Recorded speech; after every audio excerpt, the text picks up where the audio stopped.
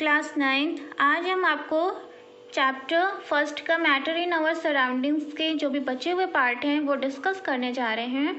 Characteristics of particles of matter. तो इसका ये मतलब होता है कि जो भी पार्टिकल्स हैं मैटर के उनकी कैरेक्टरिस्टिक्स के बारे में, उनके गुणों के बारे में हम डिस्कस करते हैं। तो फर्स्ट पॉइंट कहता है particles of matter have a space between them. Particles of one type of matter get into the spaces between the particles of the other.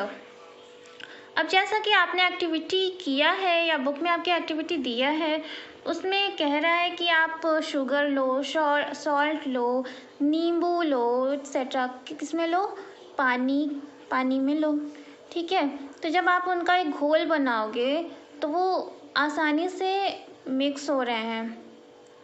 तो इससे ये पता चल रहा है कि जो भी आपको उसमें दो टाइप के डिफरेंट मैटर्स हैं वो एक दूसरे में जाके मिक्सअप हो जा रहे हैं। इससे ये पता चल रहा है कि उनके बीच में काफ़ी स्पेसेस हैं और इस वजह से दो डिफरेंट टाइप्स के मैटर एक दूसरे में इंटरमिक्स हो सकते हैं।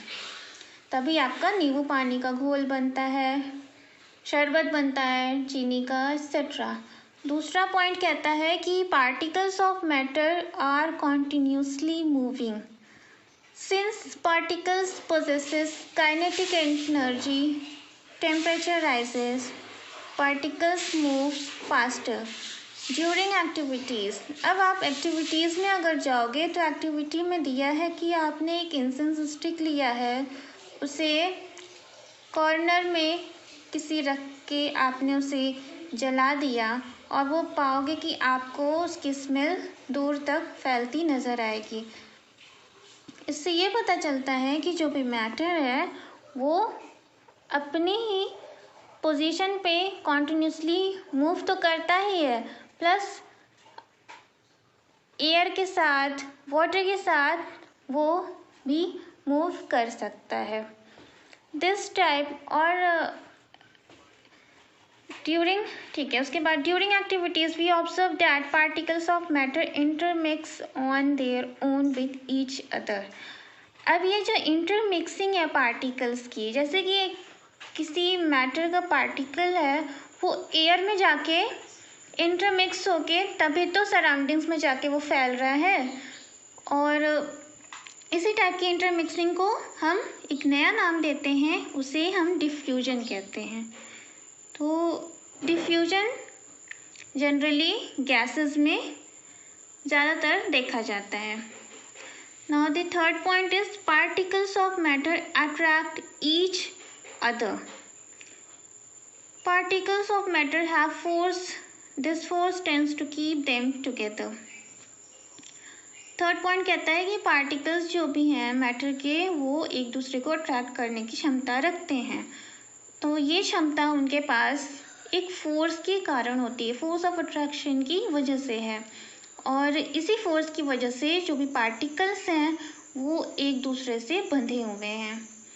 और इसके लिए भी एक्टिविटी आपकी बुक में दिया है कि आप 2 या 3 गर्ल्स की या बॉयज़ की चेन बनाइए, फिर उनको इसी तरह की एक्टिविटी दिया है कि आप फोर्स के साथ उनको एक दूसरे से छोड़िए, तोड़िए, तो देखिए टूटते हैं या नहीं, मीन्स कि। और दूसरा एक्टिविटी ये दिया है कि आप एक आयरन नेल लो, चॉक लो और एक रबर बैंड लो।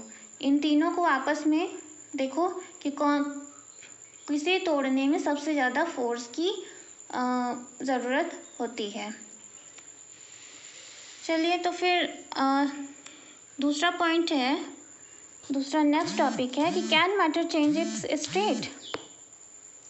Water exist as solid as ice. अब इसमें ये कह रहा है कि जो भी मैटर है आपका पदार्थ वो क्या अपनी स्थिति बदलता है। तो इसमें हमने एक एग्जाम्पल लिया है कि एक ऐसे पदार्थ की जो कि तीनों फॉर्म में एग्जिस्ट करे, सॉलिड, लिक्विड और गैस। तो उसमें एक आपका वाटर ही है जो कि अच्छा एग्जाम्पल है, इसलिए हमने कहा वाटर एग्जिस्ट है सॉलिड।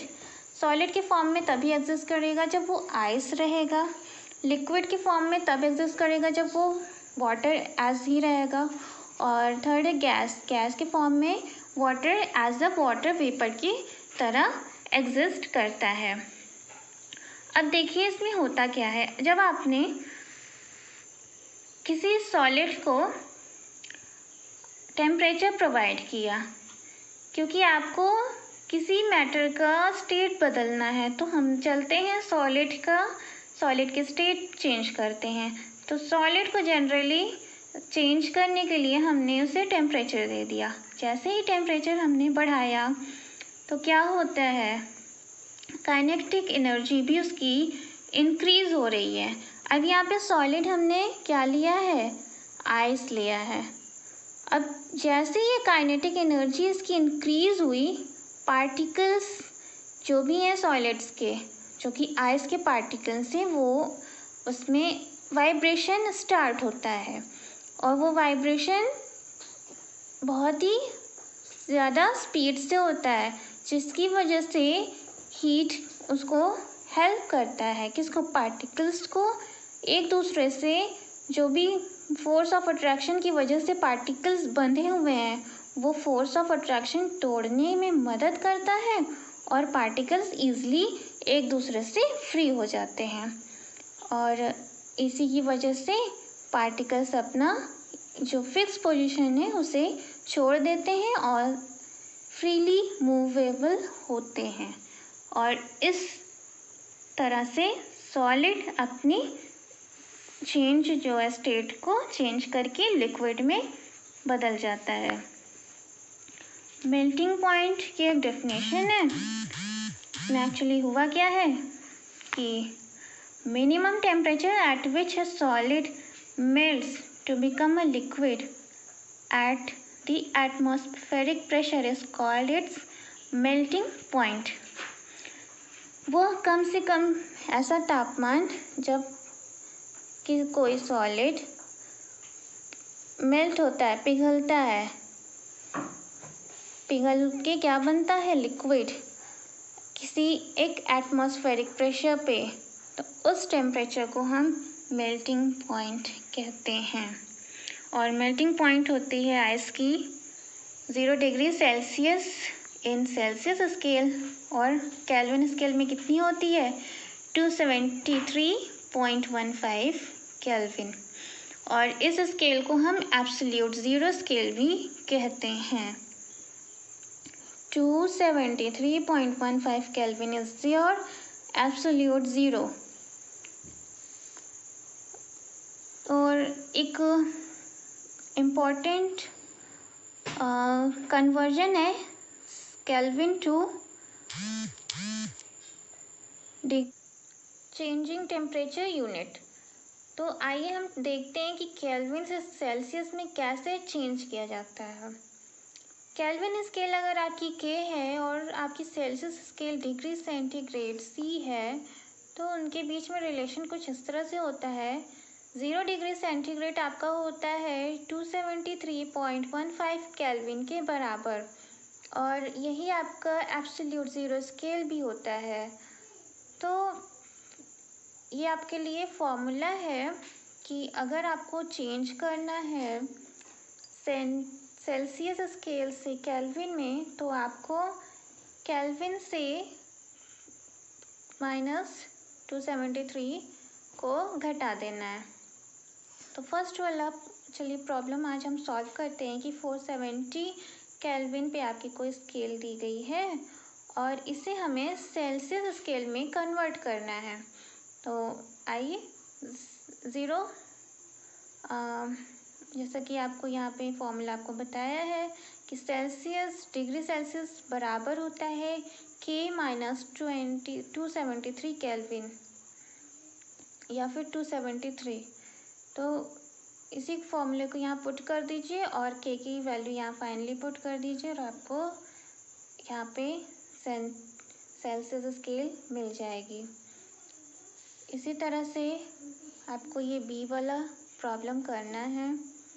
K के यहाँ पे फिर से समझ लीजिए, केल्विन स्केल है, डिग्री सी जो है आपका सेल्सियस स्केल है, और 273 आपका एक पैरामीटर है।